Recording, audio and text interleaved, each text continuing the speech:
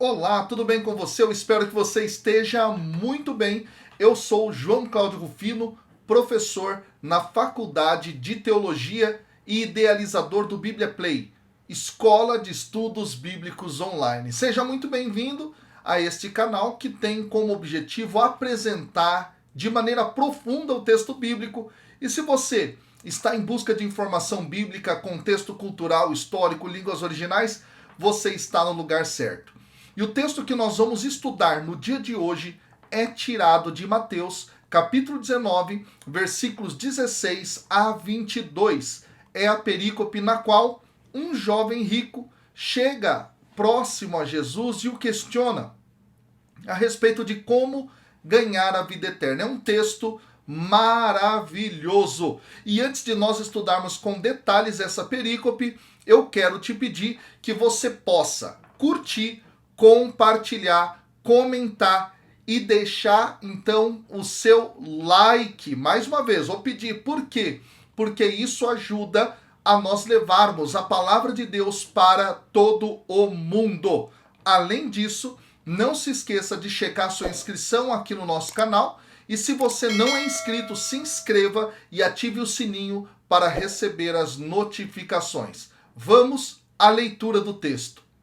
Alguém aproximou-se de Jesus e disse: Mestre, que devo fazer de bom para possuir a vida eterna? Jesus respondeu: Por que me perguntas sobre o que é bom? Um só é bom.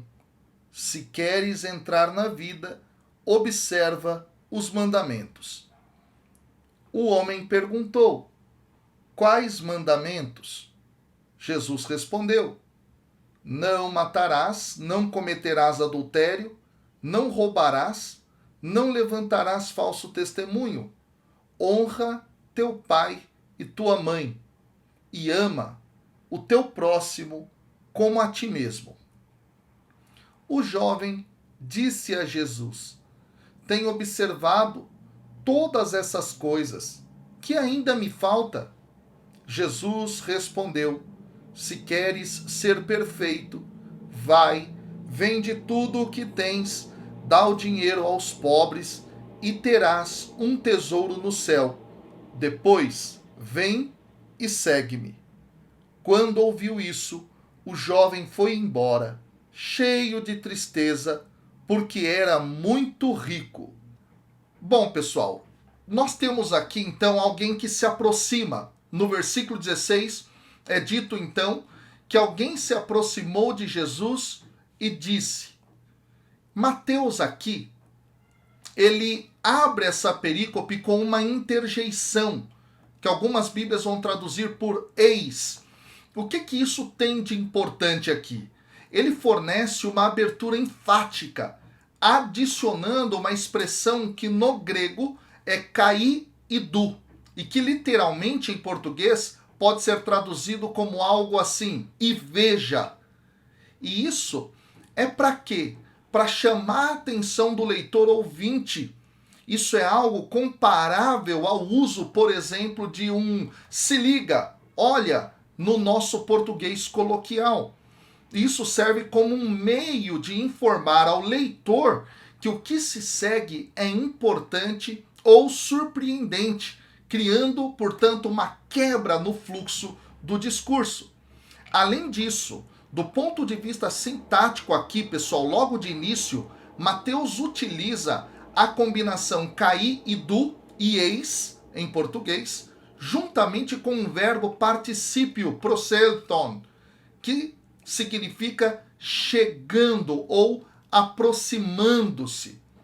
Aqui, nessa tradução, é assim que está feito, né? Agora, essa é uma repetição da mesma forma utilizada anteriormente em alguns relatos. Exatamente. Por exemplo, no da mulher com fluxo de sangue, lá no capítulo 9, versículo 20 de Mateus, e também no relato a respeito da cura do leproso, no capítulo 8, versículo 2. Mateus gosta dessas ligações cruzadas aqui, mas nem sempre, pessoal, é importante dizer que elas têm uma função muito precisa. Aqui no caso, o eco sugere um pouco mais do que um toque de mudanças em um tema. Exatamente. Mateus aqui, ele quer enfatizar esse texto dentro da sua narrativa. Por isso que ele começa dessa maneira tão enfática. Aí então vem a continuidade. Mestre, que devo fazer de bom para possuir a vida eterna? Então, Jesus aqui ele é chamado de mestre por este que aparece. E ele é perguntado, interpelado sobre o bem que ele deve fazer para ter a vida eterna. A designação vida eterna, pessoal, é usada apenas uma outra vez fora dessa passagem dentro do Evangelho de Mateus, lá no capítulo 25, versículo 46. Mas vida é usada no próximo versículo, inclusive, várias vezes antes também no Evangelho, e significa basicamente a mesma coisa. Significa essa eternidade com Deus aqui. Depois dessa conversa com esse jovem rico que aqui aparece, Jesus observará como é difícil entrar no reino de Deus, indicando que vida eterna e entrada no reino dos céus se referem, portanto, à mesma coisa. Esse dado parece corriqueiro, mas não, ele é muito importante aqui, ok? Aí Jesus então vai responder o jovem. Diz o texto que, por que me pergunta sobre o que é bom? Jesus vai dizer, um só é o bom. Se queres entrar na vida, observa os mandamentos. Jesus vai dizer isso. A tradição judaica, pessoal, enfatizou a bondade de Deus. Por exemplo, Fílon de Alexandria, que é um rabino muito importante, ele afirmou, por exemplo, só Deus é bom. E até chegou a utilizar o termo o bem como título dado para Deus. Ao enfatizar a bondade única de Deus, Jesus espera aqui confrontar o homem com as suas próprias necessidades. Entrar na vida, às vezes era usada como a abreviatura da vida eterna, a vida do mundo vindouro. Então, o que é necessário fazer de bom para entrar nessa vida vindoura? Essa é a pergunta aqui, tá? E aí o homem, então, ele vai justamente perguntar. Depois dessa fala de Jesus, ele vai perguntar, quais mandamentos? E Jesus vai responder. É muito interessante, Jesus vai dizer, não matarás, não cometerás adultério, não roubarás, não levantarás falso testemunho, honra pai e mãe e ama teu próximo como a ti mesmo.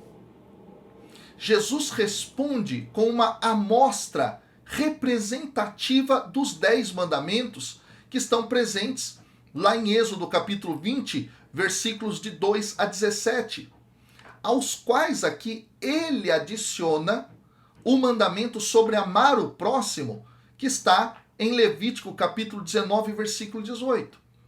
Aqui Jesus cita 6 mandamentos. Muito interessante isso. Por que só 6 mandamentos? O 6 talvez seja o número aqui da incompletude, da imperfeição, se quiser. Esse dado é muito interessante. Agora, vem a fala do jovem. O jovem, então, disse a Jesus. Bom, aqui, só nessa expressão, jovem disse a Jesus, é interessante notar que apenas Mateus, no capítulo 9, versículo 22, então, indica que esse questionador era um jovem, neaniskos em grego. Marcos, lá no capítulo 10, versículo 20, e depois do versículo 22, e Lucas, capítulo 18, versículos 21 e 23, não trabalham essa informação. Agora, outro dado interessante, em comparação com os outros sinóticos, é que Mateus omite aqui a referência às emoções de Jesus que aparecem lá em Marcos capítulo 10, versículo 21, quando o texto fala que Jesus olhou para ele e o amou. Esse dado também chama a atenção. Agora, o texto continua, que o jovem responde: tenho observado todas essas coisas, que ainda me falta. Olha que dado interessante. Lembra que Jesus citou 6 mandamentos? 6 mais 1 é 7. O jovem parece ter entendido. O que ainda me falta, então? O homem aqui dá a entender que guardou os mandamentos da lei, mas ele então pensa em relação ao que lhe falta agora. E ele vê sua obediência à lei como completa, mas ainda ele sente que algo falta aqui. Esse sentimento de falta que o leva a fazer essa pergunta. Entendeu agora por que Jesus cita 6? Então Jesus no versículo 21 vai responder: se queres ser perfeito. Bom, apenas Mateus prefacia o desafio aqui com a cláusula condicional. Se. Esse dado é importante. Aliás, é apenas Mateus que fala sobre o ser perfeito, como o Pai é perfeito. Lá em Mateus capítulo 5, versículo 48. Por quê? Porque em Lucas capítulo 6, versículo 36, o paralelo traz justamente a exortação de ser misericordioso como é misericordioso o vosso Pai. Então há uma diferença aqui. Então Jesus está dizendo, se queres ser perfeito. Olha que dado interessante. 6 mais 1, 7. Se queres ser perfeito. Se queres viver de fato aquilo que é o que é necessário para a vida eterna. Aí Jesus vai e diz, vai, vende o que tens, dá o dinheiro aos pobres e terás um tesouro no céu. E aí Jesus continua, depois vem e segue-me. A ordem de Jesus de vender os pertences aqui, pessoal, é muito forte. E depois vem e segue-me, ela foi projetada para mostrar ao jovem, que a sua cobiça desafiava o espírito do 10º mandamento. 2, que a sua negligência para com os pobres desafiava o mandamento de amar o próximo. E 3, e possivelmente aqui, o seu amor pelos seus bens ultrapassou o seu amor por Deus, quebrando desse modo o mandamento contra a idolatria. Olha como essa passagem é interessante. Vem então o versículo 22 que vai trazer justamente a reação do jovem, que quando ouve aquilo vai embora cheio de tristeza, e o texto diz porque ele era muito rico. Aqui aparece o único exemplo de alguém que se recusou a seguir Jesus após um convite direto, pessoal. O jovem responde como a maioria dos aristocratas teria respondido, e respondeu quando foi confrontado com estas exigências. O reino não foi feito para ser uma bênção extra associada a uma vida confortável, gente. Deve consumir tudo. Ou não é reino de Deus, não é reino dos céus. Por esse motivo é que o reino atrai mais prontamente aqueles que têm menos a perder. Essa é a dinâmica que está colocada aqui. E aí eu faço para você uma pergunta. Você ama, em primeiro lugar, as coisas materiais, as riquezas, em detrimento das coisas de Deus? Então é muito importante que você pare para pensar nessa realidade. Que Deus te abençoe, estamos juntos, até o próximo vídeo. Valeu!